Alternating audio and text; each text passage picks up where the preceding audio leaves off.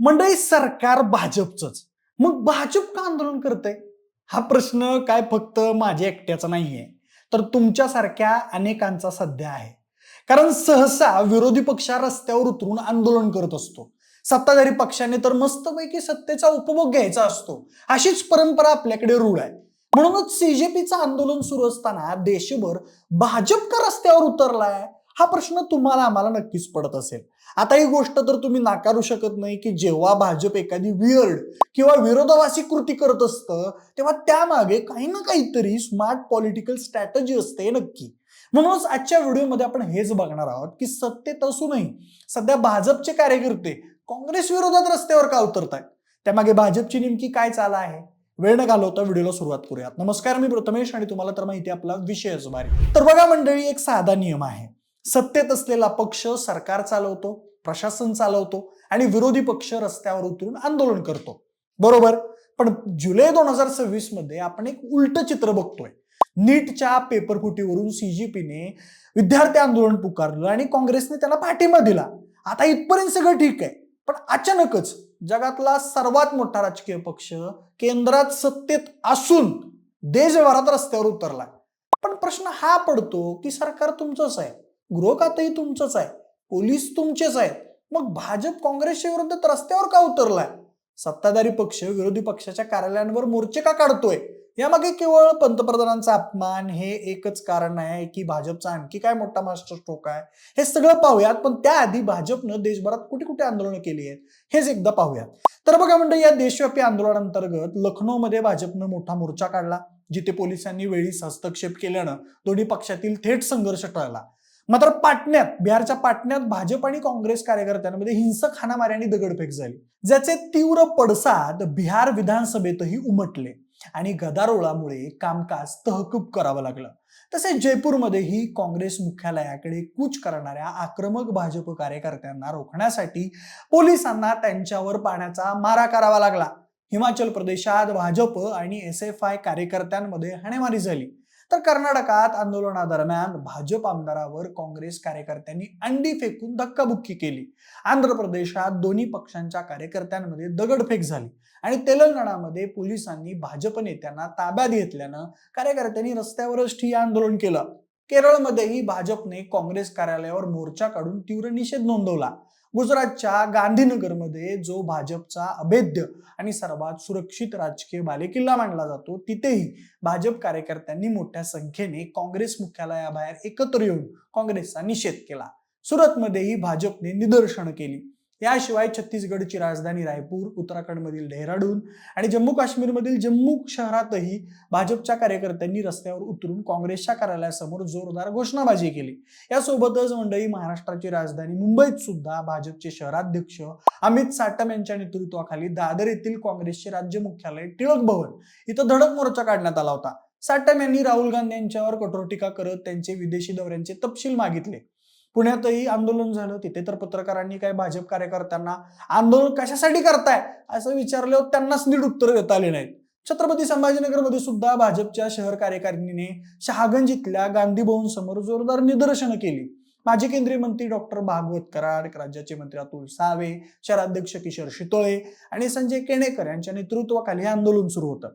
यावेळी काँग्रेसचे कार्यकर्तेही समोरासमोर आल्यानं मोठा तणाव निर्माण झाला होता. आता तुम्हाला प्रश्न पडला असेल की भाजपने या आंदोलनासाठी कोणती कारणं पुढे केली आहेत. तर बघा मंडळी, या संपूर्ण राजकीय नाट्याची सुरुवात समजून घ्यायची असेल तर आपल्याला काही प्रमुख गोष्टींकडे बघावं लागेल. सगळ्यात पहिली गोष्ट म्हणजे 21 जुलैला काँग्रेस नेते राहुल गांधी, मल्लिकार्जुन खरगे आणि काही विरोधी पक्षाचे नेते थेट पंतप्रधान नरेंद्र मोदी यांच्या निवासस्थानाबाहेर म्हणजे 7 लोक कल्याण मार्ग बाहेर धडकले आणि तिथं त्यांनी ठिय्या दिला. खर तर काँग्रेसची ही चाल म्हणजे राजकीय दृष्ट्या एक मास्टर स्ट्रोक होता. त्यामुळेच की काही गोष्ट भाजपला फारशी रुचली नाही. भाजपचे नेते संबित पात्रा आणि नितीन नबीन यांनी सांगितलं की पंतप्रधानांचं निवासस्थान हे हाय सिक्युरिटी झोन आहे, तिथे अचानक जमाव जमवणं हा लोकशाहीचा हक्क नसून ती अराजकता आहे. विरोधी पक्षनेते पदाचा गैरवापर करून राहुल गांधी देशात अशांतता पसरवत आहेत. त्यानंतर दुसरी घटना म्हणजे संसदेच्या पावसाळी अधिवेशनात विरोधी पक्षाने पेपरफुटीच्या मुद्द्यावर चर्चेची मागणी केली होती. केंद्रीय मंत्री जितेंद्र सिंग यांच्या म्हणण्यानुसार सरकारनं सुरुवातीला संसदेत या विषयावर सविस्तर चर्चा करण्याची राहुल गांधी यांची मागणी मान्य केली होती. मात्र सरकारने चर्चेची तयारी दाखवताच राहुल गांधींनी आपली भूमिका बदलली आणि थेट शिक्षण मंत्री धर्मेंद्र प्रधान यांच्या राजीनाम्याची आणि पंतप्रधानांच्या माफीची अट घातली. भाजपच्या मते हा प्रकार म्हणजे फक्त संवादातून पळ काढणं आणि विद्यार्थ्यांच्या प्रश्नावर तोडगा काढण्याऐवजी केवळ राजकीय श्रेय लाटण्याचा प्रयत्न होता. रविशंकर प्रसाद यांनी याला अहंकाराचं राजकारण म्हटलं आणि या बेजबाबदार वर्तनाचा निषेध करण्यासाठी भाजप कार्यकर्त्यांना त्यांनी रस्त्यावर उतरण्याचं आवाहन केलं. आता भाजपच्या या अशा आक्रमकतेमागे अजून एक गंभीर राजकीय आरोप दडलेला होता. भाजप खासदार निशिकांत दुबे यांनी थेट मागणी केली की राहुल गांधींच्या परदेश दौऱ्यांची सखोल चौकशी झाली पाहिजे. त्यांनी आरोप केला की राहुल गांधी परदेशात जाऊन भारत विरोधी शक्तींना, इस्लामी राष्ट्रातील अधिकाऱ्यांना आणि चीनी अधिकाऱ्यांना भेटतात.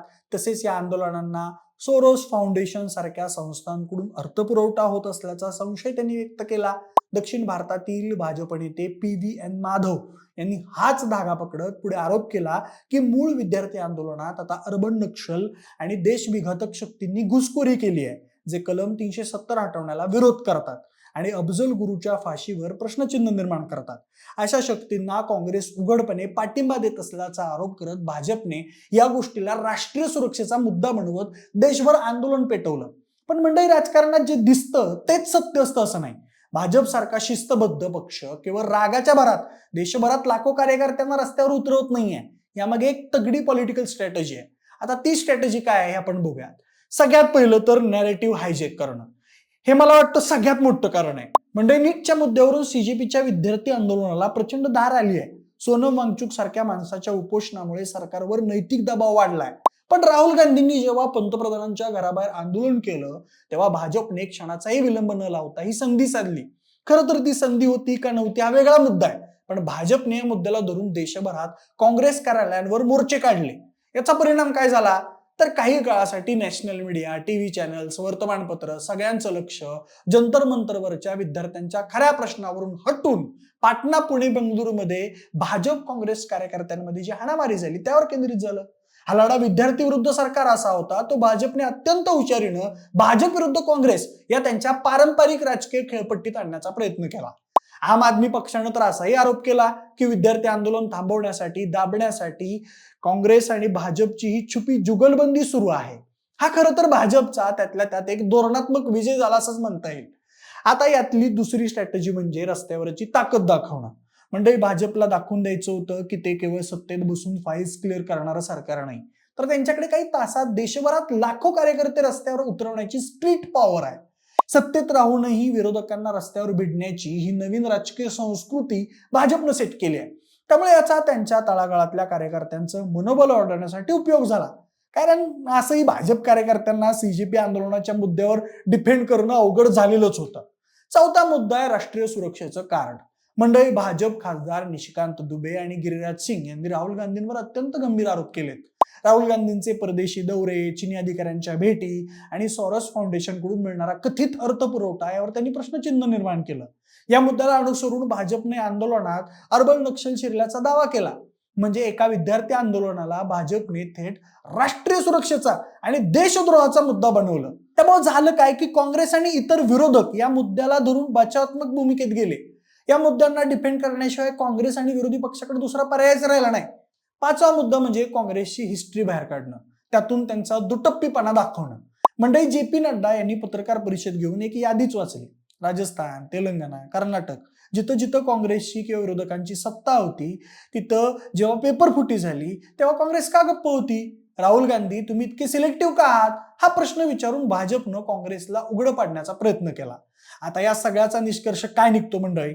तर भाजपचं हे आंदोलन म्हणजे कोणतीही उत्स्फूर्त प्रतिक्रिया नाही, तर तो एक पॉलिटिकल मास्टर स्ट्रोक आहे. संसदेत काँग्रेस पेपरफुटीवर चर्चेची मागणी करत होती, पण भाजपने सरकारला चर्चेला तयार असूनही काँग्रेस केवळ शिक्षण मंत्र्यांचा राजीनामा मागून संवादातून पळ काढत असल्याचा नॅरेटिव्ह सेट केला. रविशंकर प्रसाद यांनी त्याला अहंकाराचं राजकारण म्हटलं. या सगळ्या गदारोळात CJPच्या त्या लाखो विद्यार्थ्यांचं काय आलं ज्यांच्या भवितव्याशी खरा खेळ झाला होता? त्यांचा आवाज या राजकीय गोंगाटात कुठेतरी हरवला जाईल असं भाजपला खरं तर वाटलेलं होतं. पण ग्राउंड रिअलिटी वेगळी आहे. हा आवाज आणखीनच वाढलाय असं दिसतंय. भाजपनं आक्रमक बचाव करून स्वतःवरील संकट काँग्रेसच्या दारात नेऊन ठेवण्याचा प्रयत्न केला आणि मीडियाला एक नवीन मसाला दिला. सोप्या भाषेत सांगायचं झालं तर भाजपने टिट फॉर टॅट म्हणजेच जशास तसं ही रणनीती वापरली. बरं, या सगळ्यात संसदेचं पावसाळी अधिवेशन या राजकीय चिखलफेकीत लांबच राहिलं. तिथं अजूनही काही मुद्द्यांवर भाजप रडारवर येणार होतं. खरं तर ते सगळं बाजूला राहून आता फोकस फक्त विद्यार्थी आंदोलन आणि भाजप विरुद्ध काँग्रेस यावर शिफ्ट झाला. एकूणच 21व्या शतकातल्या राजकारणात प्रत्यक्ष काम करण्यापेक्षा म्हणजे नॅरेटिव्ह सेट करणं किती महत्वाचं झालंय याचं हे विद्यार्थी आंदोलन आणि आजची ही संपूर्ण परिस्थिती उत्तम उदाहरण आहे. एकूणच सभी नॅरेटिव्ह का गेम आहे भाई साहब. जाऊ द्या, राजकारण्यांची डोकी आपल्यापेक्षा 1000 पट पुढे चालतात. आपण आपलं फक्त अंदाज लावायचं काम करूया.